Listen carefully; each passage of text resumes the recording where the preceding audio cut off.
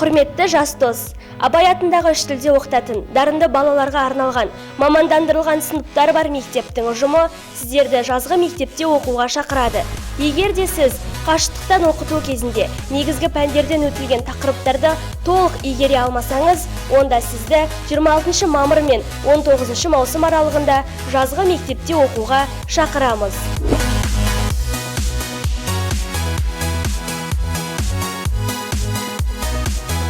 Құрметті ата-ана, бастауыш сынып оқушыларының білімдеріндегі олқылықтарды жою және олардың орнын толтыру мақсатында 1-ден 4-ші сыныпқа дейінгі білім алушыларды негізгі пәндерді оқытуға шақырамыз.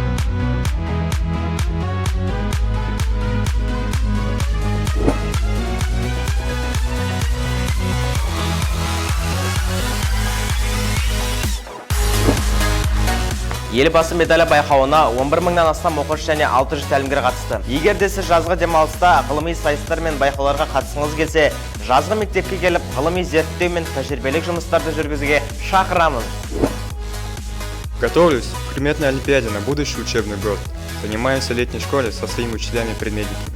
Замечательно то, что в группе обучается несколько претендентов.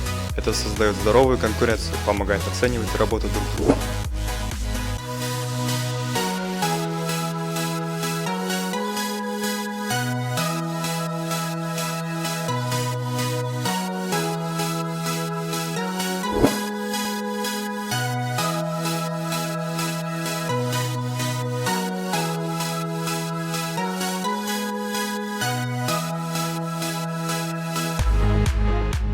Жалпы екі дайлы оксид бізде негіздік және қышқылдық оксид көрсетеді.